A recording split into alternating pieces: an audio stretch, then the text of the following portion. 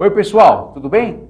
Ralph Pinter com vocês novamente, programa Livros em Revista, que vai ao ar toda quarta-feira às 19 horas pela nossa BCC Television, que sempre tem o firme propósito de levar até vocês um bom entretenimento e um elevado teor de cultura.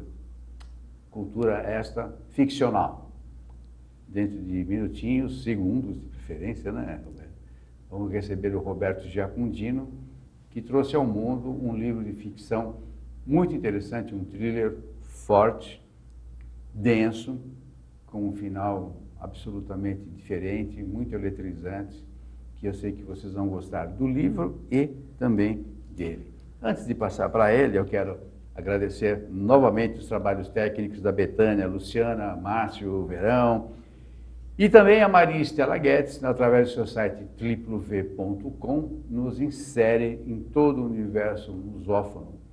Seu site situado em Lisboa, nos abre as portas europeias, nos dando uma ótima audiência, principalmente muito gabaritada, muito qualificada, que é o que a gente vem buscando aí nesses 11 anos de trajetória do programa Livros em Revista. A Estela Guedes também é encontrada no Facebook, Stella.Guedes56. Quero agradecer à jornalista Caroline Arnold, da agência de comunicação Lilian Comunica, que pautou esse ilustre senhor. A Caroline, tanto quanto a agência, vocês encontram em 11, São Paulo, 2275-6787, www.liliancomunica.com.br. Roberto Giacundino, finalmente Ralph. nos vemos, hein? Pois é. Gestor de recursos humanos e trouxe ao mundo, como já falei para vocês, o livro Lado Escuro da Madrugada. Tem lado claro na madrugada? Não? É, mas tem vários lados da madrugada, né? Tem, né? Tem. Pela editora Pandorga. É isso mesmo, Pandorga. O livro, por sinal, está muito bem editado. Ah, que bom que você gostou. Fico Muito feliz. bonito, muito, como é que se fala? Leve, que eu gosto, um tipo de papel que não reflete. Está de parabéns, você e a Pandorga. Bom, meu caro, vamos direto ao livro. Agradecer primeiro estar aqui, dizer que é um enorme prazer estar no Livro em Revista. Veio correndo, falar. Saiu do trabalho, verdade, poxa correria. vida, muito. Eu que te agradeço a presença, eu e todos os speakinautas. De Obrigado, fato, nós agradecemos. obrigado. Bom, o que tira na cabeça de criar um livro desse? Já chego chutando o pau da tua barraca, né? Vamos lá.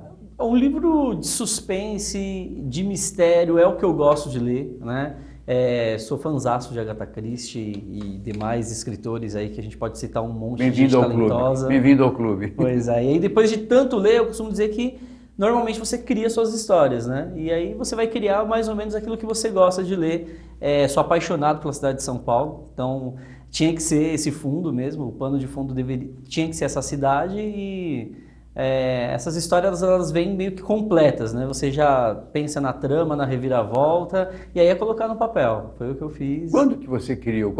Quando que veio o insight? Você gosta de São Paulo, lê para Chuchu, Agatha Christie e outros e tal. Imagino que deva ter visto, vídeos e filmes também. Muitos. Mas quando que você teve o insight? Porque você é novo, você é um cara jovem. Quando que você teve o insight? Porque ninguém acorda pela manhã, hoje eu vou escrever um livro. Isso é um processo, presumo. Eu acho que o livro ele vem de tudo aquilo que você lê, ouve, vivencia, né? Então eu gosto muito de telejornal, tanto que o mundo do livro, né, se passa nos bastidores de um telejornal. E ainda mais com esse tema, né, falando contra o preconceito, contra a própria discriminação. Então, pensando e vendo todas essas reportagens, ataques de skinheads, querendo falar um pouco da cidade de São Paulo, veio toda essa ideia do livro, né, já com a reviravolta final, como eu disse, e aí depois foi só elencando. Isso deve ter mais ou menos uns 6 anos, foi quando eu iniciei. 6 anos? Foi quando eu iniciei, ele foi lançado no final do ano passado, né, no segundo semestre, e eu levei 6 anos escrevendo também, 5 anos escrevendo o livro, porque devido à correria, falta de tempo, mas é um livro que eu me diverti muito. Então, assim, eu acho que a primeira questão, e não sei como é os demais escritores, mas eu acho que você precisa se divertir lendo, né? Se você gosta daquilo que você está escrevendo, provavelmente outros gostarão também. E você, quando lê, refaz o que escreveu? Eu, quando Muito, leio, se eu ler 3 vezes o que eu escrevi, eu corrijo 4. A gente tem que tomar cuidado para não mudar a essência da história, né? Porque eu acho que quando vem a inspiração, né, que eu falei, você já sabe o final, você já tem uma história que você quer contar, eu acho que é esse tema inicial, você precisa se apegar a ele. Mas é sempre bom revisar, para corrigir, para olhar, principalmente um livro de mistério e suspense, não deixar nenhuma ponta solta, né? Quem gosta desse tipo de literatura, e quem der um Google aí no Lado Escuro da Madrugada vai ver que as pessoas estão, né, falando muito bem do livro, eu fico muito feliz por isso, mas eles querem saber se o final é coerente, né? Se não ficou nenhuma ponta solta. Então eu li muitas vezes, minha esposa leu umas 10, 15 vezes, pra gente não errar nome de personagem, tem muitos personagens, não deixar nenhuma trama sem explicação. Você falou um negócio interessante, o salvo que eu tenho entendido mal. Você falou que já sabia do final e depois é que você escreveu a história? Eu tenho esse processo, Ralf. Eu tenho algumas histórias que eu ainda quero contar, né? Tenho menos tempo do que ideias para colocá-las no papel. Você é fértil. Eu tenho algumas já rascunhadas, sinopse. Então, sempre esse processo, né? Esse plot twist que o pessoal chama, né? Essa reviravolta, ela sempre vem primeiro, junto com o título, e aí depois eu vou colocando no papel. Quem fazia muito disso, desculpe te interromper, o Hitchcock, né? Ele contava o filme pelo fim, né? Eu acho fantástico. É um diretor que... Não, e é um sarro, porque normalmente fala, eu já sei o fim. Não, ao contrário, você sabe o fim, mas você quer saber por que chegou. Porque aconteceu aquilo, qual foi o desenrolar. E você falou um lance aí que o teu livro tem preconceito, skinhead e tal, tarará, tarará. Conta um pouquinho da história, porque ela é cheia de pontas, como você mencionou. Tem muitas pontas e que você soube muito bem urdi-las. Você usou, conectou, legal e tal. Tem lance amoroso, né? Tem. Sexo. Tem tudo. Tem tudo. Conta o lance que é uma coisa muito atual, que é a intolerância racial. Que a história baseia-se muito nisso também. Muito. Né? Na realidade, assim, o primeiro assassinato do livro, ele acontece no Teatro Municipal, não podia ser mais, né, paulista do que isso. É a entrega de uma premiação para jornalistas, publicitários. A Sandra Garcia, que é a personagem principal, ela está ali para receber, e aí vem o primeiro mistério, né? Ela tem pensamentos a todo momento de acusação, que o leitor vai querer saber o porquê. Ela recebe o prêmio nessa noite, como jornalista revelação. Ela está voltando para o Brasil depois de cobrir vários eventos, né? Ela era uma correspondente.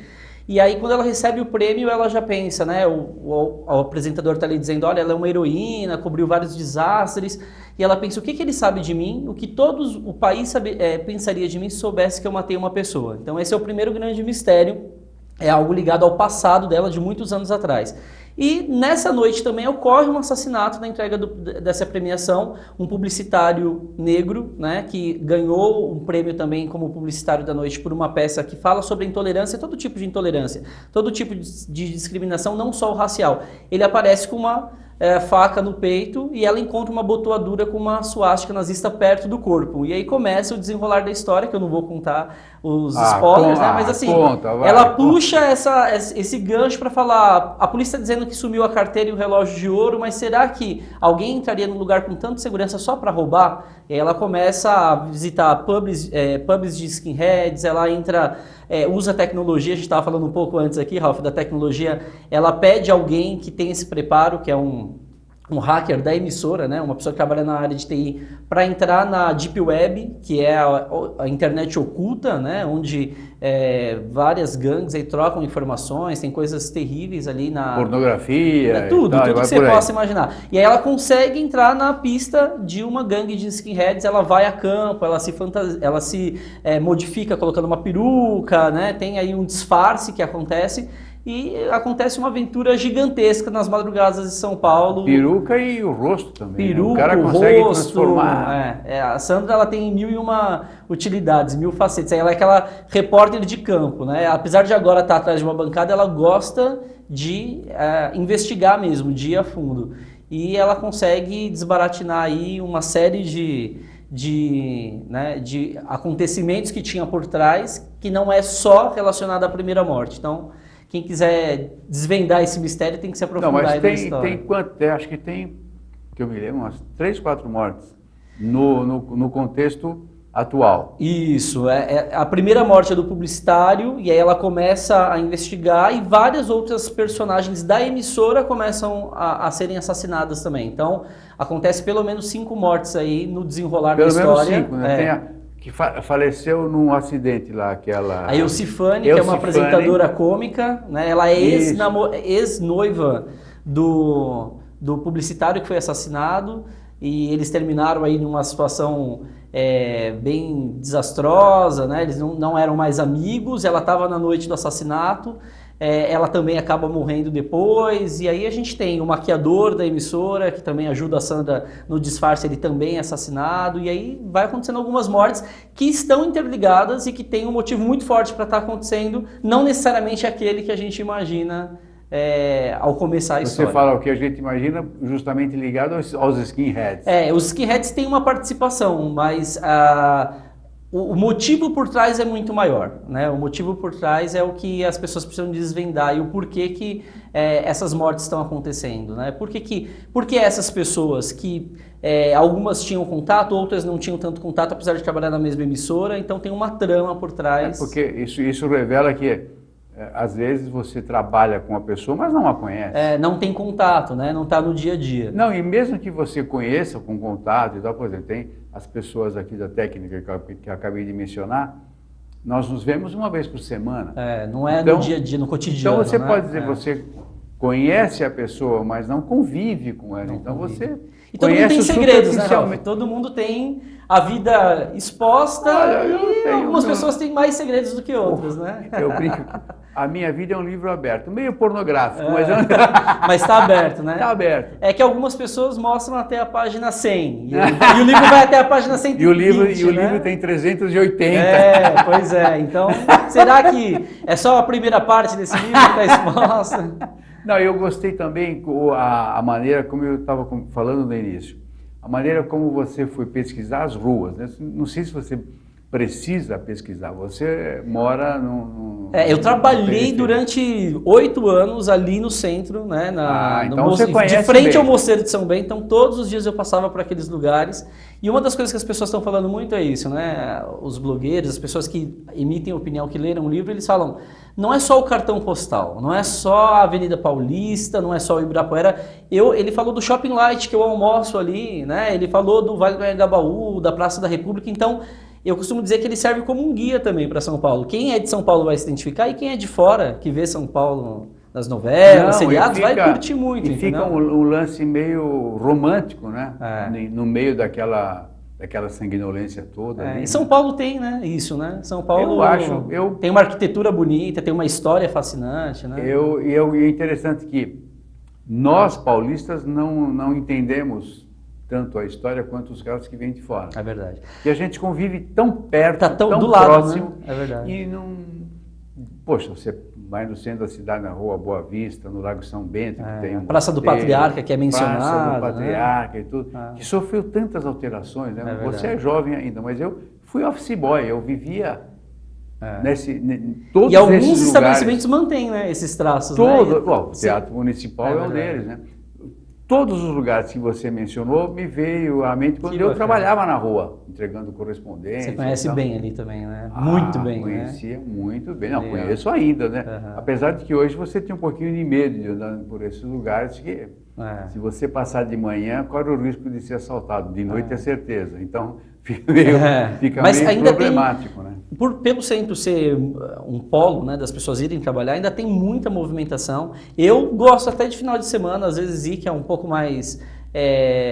você não tem tantas pessoas na rua, mas você consegue admirar mais a arquitetura. E você falou uma coisa importante, a gente não dá tanto valor aqui em São Paulo, mas para a pesquisa do livro mesmo, né? Mais do que ir no teatro, eu fui fazer a visita guiada, né, durante o dia para ver as saídas que o teatro tem, como que é os bastidores, conhecer mesmo os porões lá do teatro. E tinha muita gente do Rio, de Campinas, pessoal que vem e faz questão de fazer essa visita guiada porque quer conhecer mais a história. E a gente, né, se a gente perguntar no dia a dia aqui, você já fez a visita guiada no Teatro Municipal? É muito interessante, tem muita história. Olha, muita eu coisa conheço legal. pessoas que têm 18, 19 anos que nunca foram ao centro da cidade. Olha e só. é uma pena. É uma pena. Porque, olha, ali tem o Marco Zero, Praça da Sé. Tem ali a praça na Rua Boa Vista, como é que chama?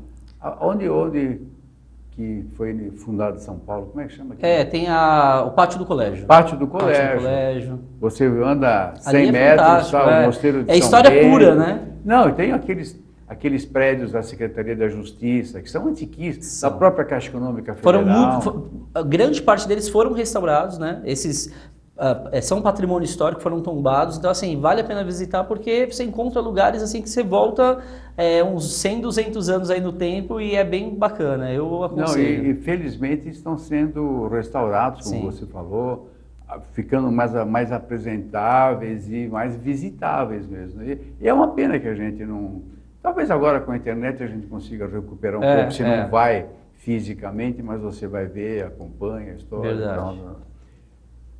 Mas, meu caro, tem um personagem ali que é o enigmático, né? Alguns, né? Não, mas tem um que para mim chamou muita atenção, particularmente pelo seu final. Fala só um pouquinho dele, vai. Não precisa falar o final. Nem deve falar o final. Nem deve. A propósito, como que você cria esse personagem, ou os personagens? Você falou que durou 6 anos para escrever, que é um livro já de sucesso, né? Felizmente. Espero que continue. Que puxe os outros, né? É verdade, tem outras ideias aí, falar da Catedral da Sé, a gente tem as criptas, tem passagens ali, já tem algumas ideias ali para os próximos livros que eu estou já colocando no papel também. Trazer aqui, pois volto com o maior prazer, Ralf. Puxa vida. Vamos colocar no papel, porque o centro tem muita história para contar, né? Se você tiver uma imaginação, então, para pegar a história e usar o que é real dentro da ficção, você não precisa ir para Londres, você não precisa fazer igual Dan Brown, que vai visitar lá, né, a Inglaterra ou qualquer outro país. Você tem muito dentro do Brasil para fazer no Rio, São Paulo. Eu acho legal você ter, com aspas, esse bairrismo. Porque é uma maneira de mostrar para o mundo o que nós somos. E o Brasil no todo, né? O Brasil ele tem muita coisa legal para mostrar. Mas por enquanto você vai se fixar em São Paulo. Eu tenho outras ideias para São Paulo. A ideia acho que tem muita coisa para explorar aqui ainda, usando alguma referência de alguma outra cidade, mas Brasil, falando de Brasil, principalmente focando aí 90% na cidade de São Paulo. E o título, O Lado Obscuro da Madrugada, de como que veio isso? Eu acho forte. Eu gosto muito desse título e uma das coisas que vem junto com o final da história, normalmente para mim, é o título. As pessoas, tem gente que escreve e fala que título que eu... Não, eu já vou muito decidido no título. E eu acho que madrugada ela já é escura, né? Quando você fala o lado escuro da madrugada, você mostra que você tem aí facetas que nem todo mundo... Levantou o tapete. É isso. Então assim, você está falando de uma parte... escura não só na falta de luz, você está falando do submundo, você está falando do que acontece que muita gente não vê, né? E é o lado, desculpe, continua.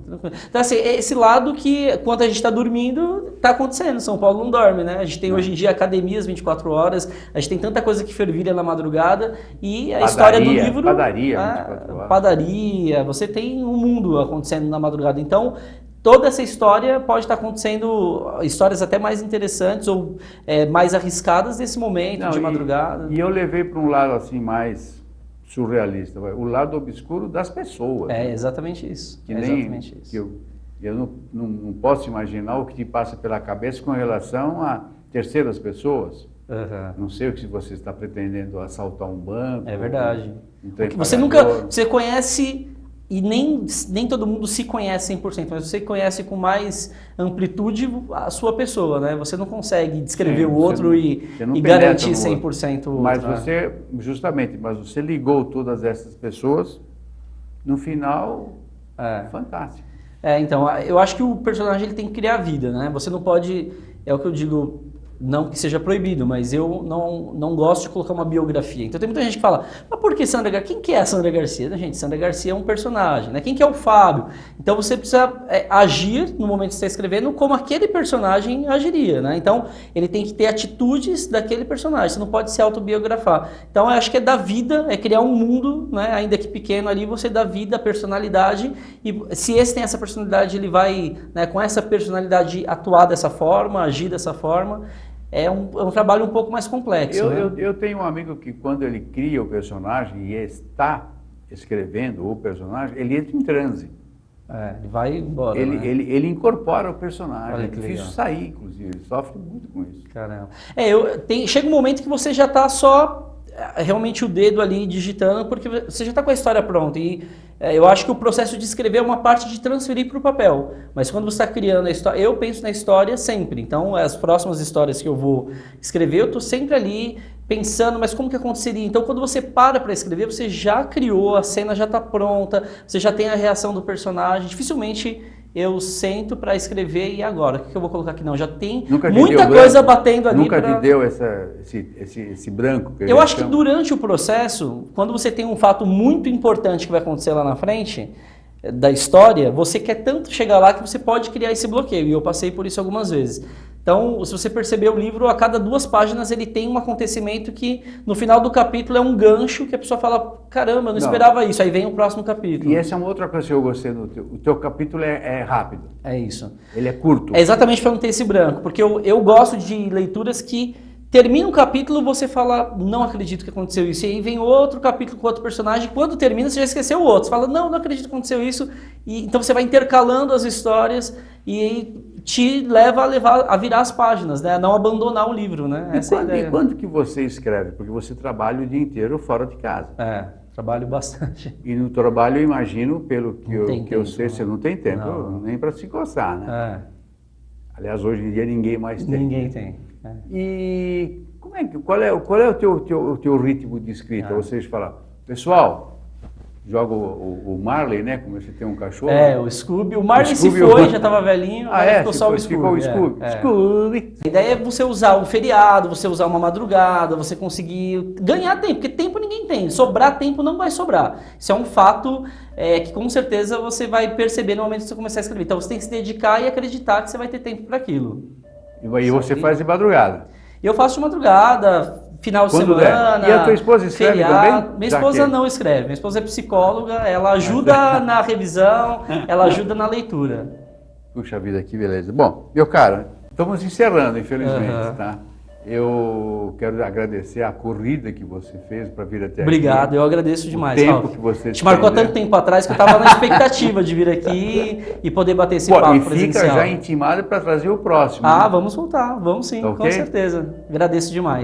Obrigado mesmo. Pessoal, nós tivemos aqui a presença simpaticíssima do Roberto Giacundino, que trouxe ao mundo o lado obscuro da madrugada. É isso aí. Muito obrigado. Eu que agradeço. Pessoal, até a próxima. Muito obrigado pela presença, paciência, felicidades. Tchau, tchau. Obrigado.